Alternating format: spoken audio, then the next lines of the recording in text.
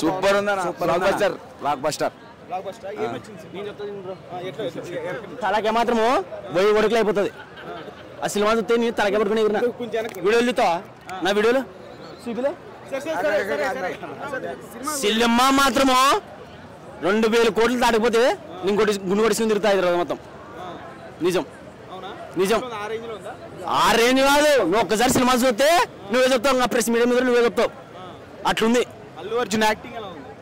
నువ్వు నేను చెప్పుకునే తలకే వదిలిపోయి ముక్కలు అవుతుందంటే నేను చెప్పలేను. అదేంటి అమ్మవారి గెటప్లో అది నువ్వు చూస్తే నువ్వు తలకే కోసుకుంటావు, కొంత కోసుకుంటావు. ఏంటంటే ఆ బ్రో పొరపాటున లీక్ చేసేస్తాడు. సినిమా అర్జెంటుగా మీరు చూడాలి. నువ్వు క్వశ్చన్ అడుగు, ఆన్సర్ చెప్తా.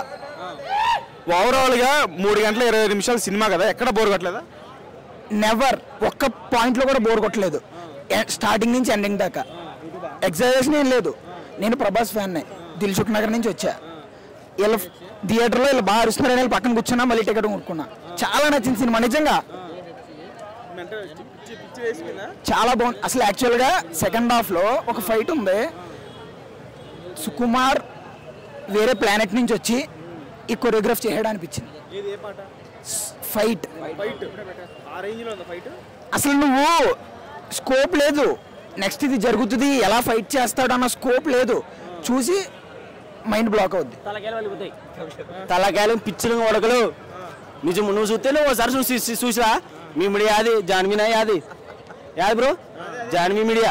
ఒకసారి మీ సినిమా చూసి వచ్చి పద్దనాకి మెసేజ్ చేయండి. అన్ని రికార్డులు లేచిపోతాయి. అన్ని రికార్డులు కాదు. నువ్వు ప్రభాస్ ఫ్యాన్ అన్నావు కాబట్టి బాహుబలి 2 రికార్డులు బద్దలవుతాయి. డెఫినెట్లీ. నేను ప్రతి సినిమాకి ప్రభాస్ ఫ్లెక్స్ చేయించా. నేను ప్రిపరేషన్లో ఉన్నాను కాబట్టి హైదరాబాద్లో ఉన్నా. కల్కికి 3 టైమ్స్ వెళ్ళా. సినిమా అంటే పిచ్చి. షార్ట్ ఫిల్మ్ తీద్దాం అనుకున్నా, కానీ ప్రతి సినిమా రికార్డు.